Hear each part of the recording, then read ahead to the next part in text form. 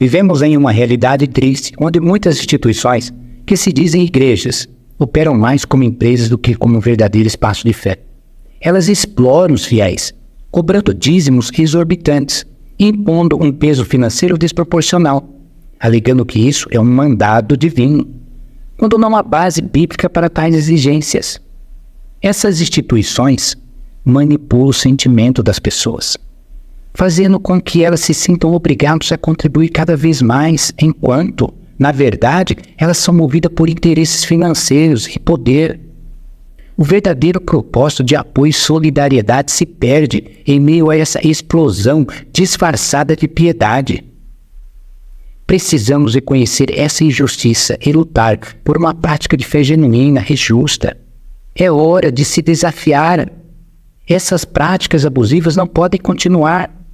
Precisamos buscar uma comunidade de fé que verdadeiramente sirva ao propósito de apoiar e cuidar um dos outros.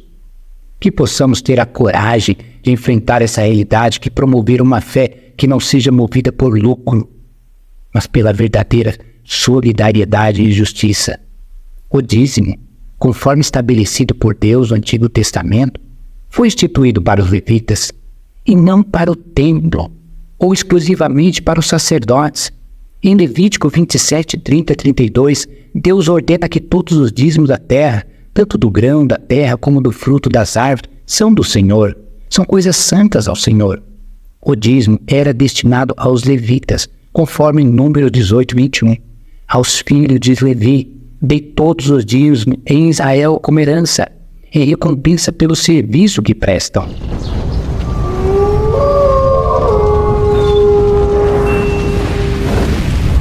Olá, sou Pedro Gilmar e esse é o canal Teologia Reflexiva. Peço desculpa por qualquer redundância ou repetição que possa ocorrer, mas é importante enfatizar certos pontos devido à relevância do tema. Agradeço a compreensão e o interesse em aprofundar o conhecimento sobre este assunto. Os levitas desempenham papéis essenciais na sociedade israelita, conforme Deuteronômio 33:10. Com responsabilidades como ensinar a lei e atuar como juízes e escribas.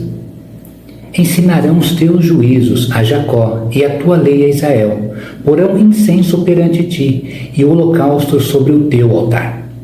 O dízimo era fundamental para o sustento dos levitas e suas famílias, incluindo crianças e idosos, pois não possuem herança ou renda própria. Desde o nascimento até a velhice, todos os levitas dependiam do dízimo para seu sustento.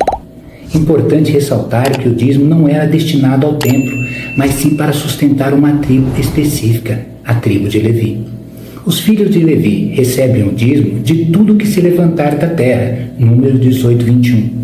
Enquanto um levita não estava em serviço ativo, recebia a totalidade dos 10% do dízimo, como direito contínuo. No entanto, quando um levita se tornava sacerdote e passava para o serviço ativo no templo, sua parte do dízimo mudava. Nesse caso, ele recebia apenas 1% do dízimo, como os 10% destinados exclusivamente aos levitas, não ao sacerdote. Aos filhos do Levi, ou os filhos do Levi que são sacerdotes, tomarão o dízimo dos dízimos.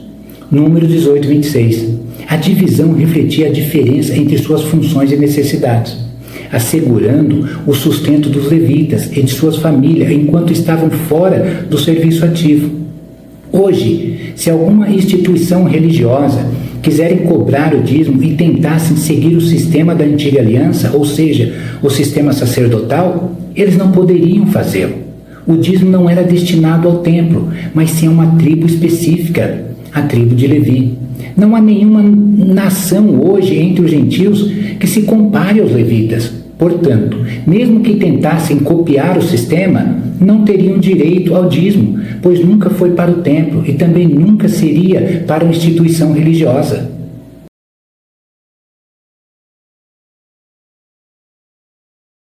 Os sacerdotes, uma subclasse dos levitas, recebiam apenas uma parte desse dízimo, chamado dízimo dos dízimos, que corresponde a 1% do total. Em Números 18, 26, 28 está claro: quando receberdes o dos filhos de Israel o dízimo, que vos dei por herança, então oferecei deles uma oferta ao Senhor, o dízimo dos dízimos.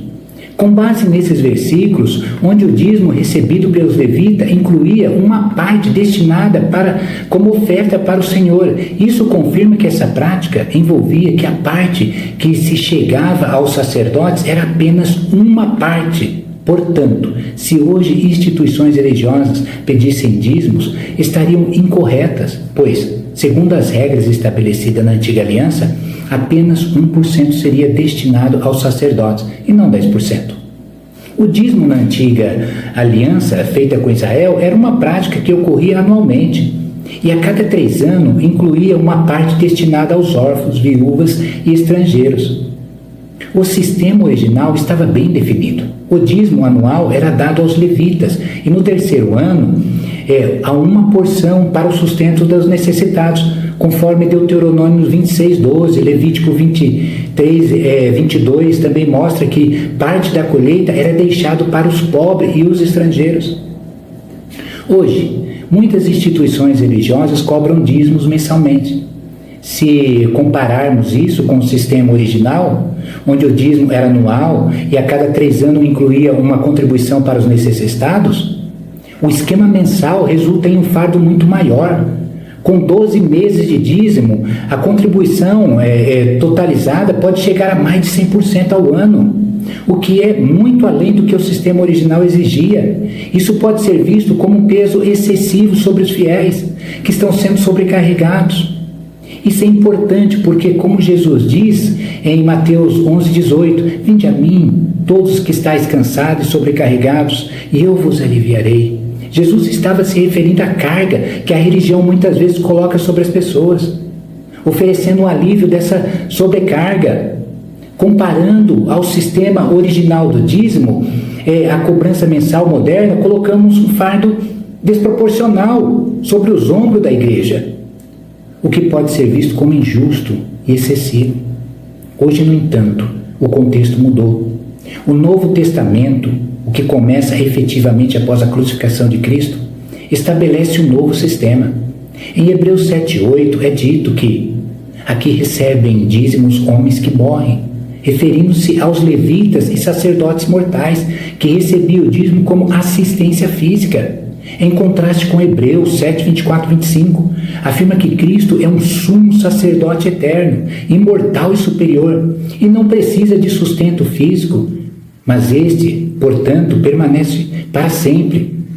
Tem o sacerdócio imutável. O texto de Hebreus 7, 18 e 19 também explica que a lei do dízimo foi abrogada devido à sua fraqueza e inutilidade para alcançar a perfeição, dando lugar a um novo sistema espiritual que não depende das práticas do Antigo Testamento. Algumas pessoas afirmam que Mateus 23, 23, onde Jesus menciona o dízimo, é uma prova de que a prática deve continuar na igreja contemporânea. No entanto, é importante notar que, nesse momento, Jesus ainda estava sobre a lei mosaica. Ele estava cumprindo a antiga aliança e não estabelecendo nova prática para a igreja contemporânea. O Novo Testamento, com suas novas orientações, começa com a morte e a ressurreição de Cristo. No entanto, não há mandamento específico no Novo Testamento que ordena a prática do dízimo para a igreja contemporânea.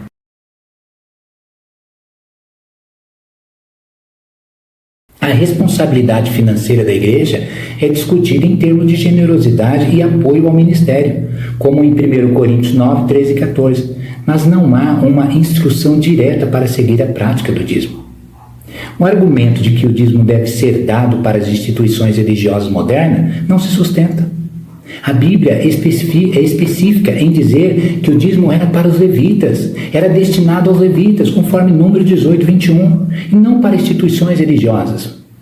A igreja contemporânea hoje não possui um templo físico, o seu ministério é de caráter espiritual. Os outros podem até dizer que os sacerdotes modernos devem ser sustentados pelo dízimo. No entanto, os sacerdotes do Antigo Testamento recebiam apenas 1% do total do dízimo. E a função deles era muito diferente da que os pastores e líderes contemporâneos fazem hoje, muito diferente. Além disso, Hebreus 7, 24 e 25 mostra que Cristo, nosso sumo sacerdote eterno, não necessita de sustento físico. O Novo Testamento enfatiza a generosidade e o apoio ao ministério, sem a imposição do dízimo.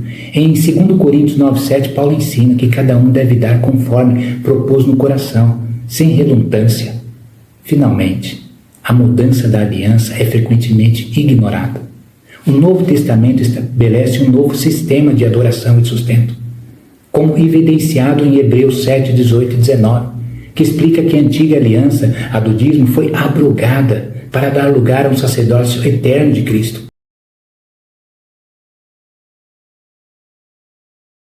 Portanto, a prática do dízimo, como era no Antigo Testamento, não se transfere para a igreja contemporânea hoje.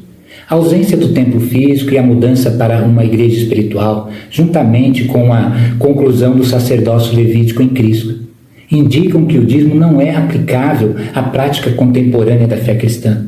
A sustentação da igreja e seu ministério é uma questão de generosidade e apoio voluntário, não de obrigação legal. Estamos sob a graça e não sob a lei, como afirma Romanos 6,14, que diz: porque o pecado não terá domínio sobre vós, pois não estáis debaixo da lei, mas debaixo da graça.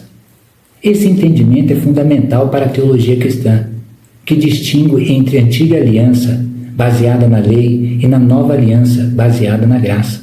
No entanto, mesmo aceitando que estamos sob a graça, alguns ainda insistem na continuidade da prática do dízimo, como se essa prática fosse uma exceção à mudança da aliança. Eles argumentam que o dízimo, apesar de ser uma lei do Antigo Testamento, deve ser mantido na igreja contemporânea, mesmo que outras leis cerimoniais e rituais tenham sido abolidas.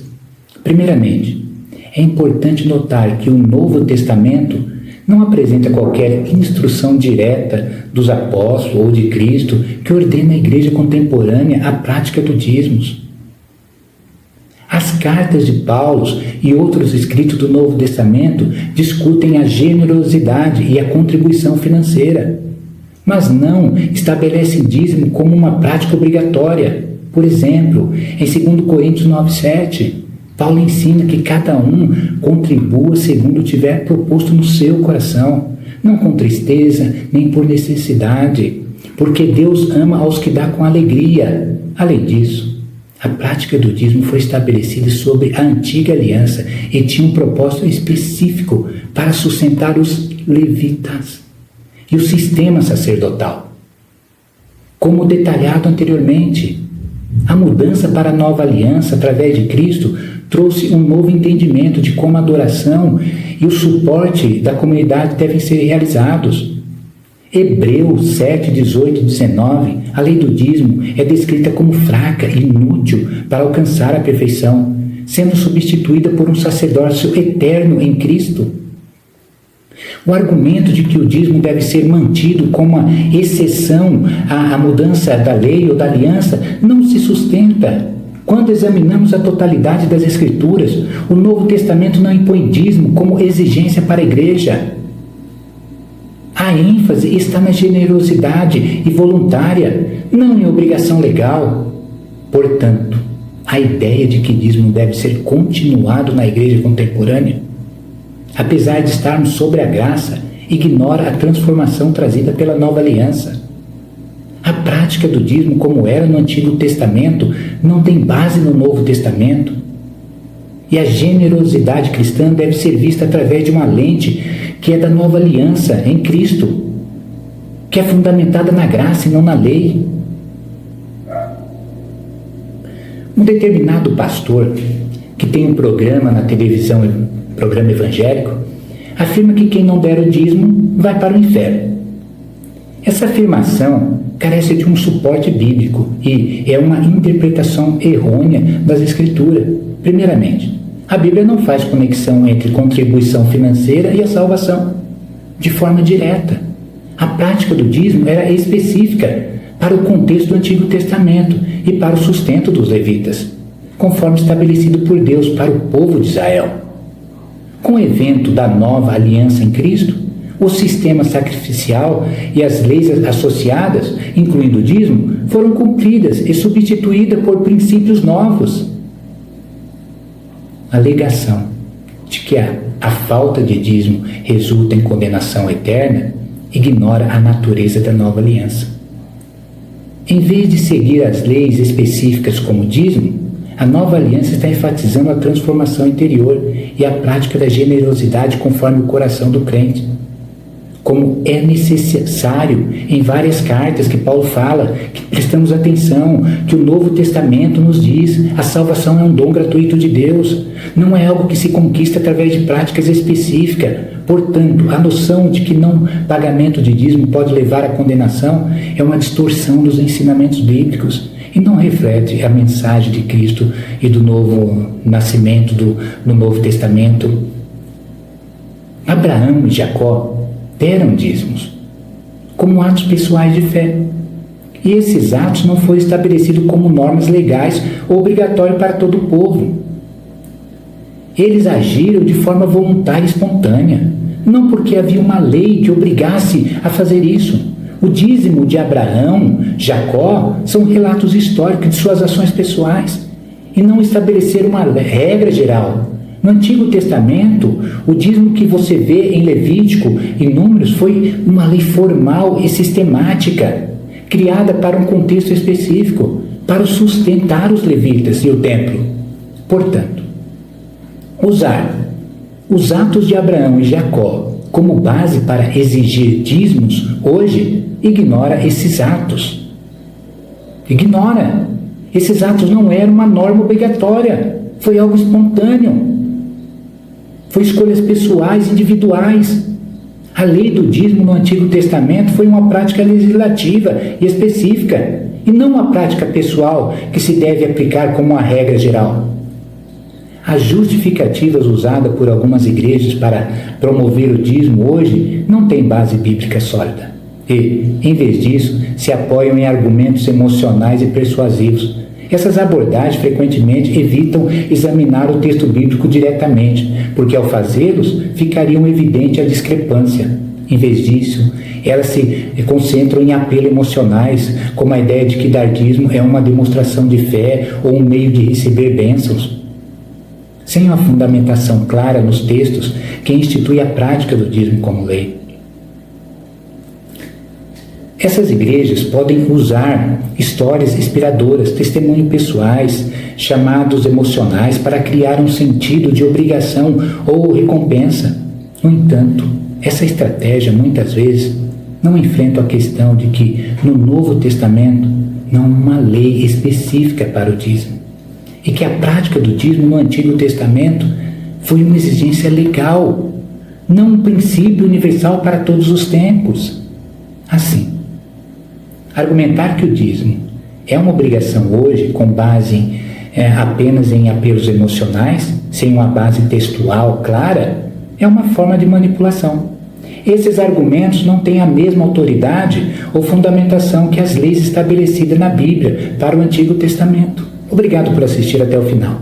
Se você gostou do vídeo, não se esqueça de deixar seu like e se inscrever no canal para não perder os próximos conteúdos. Seus comentários são muito importantes para nós. Então, deixe sua opinião abaixo. Até a próxima.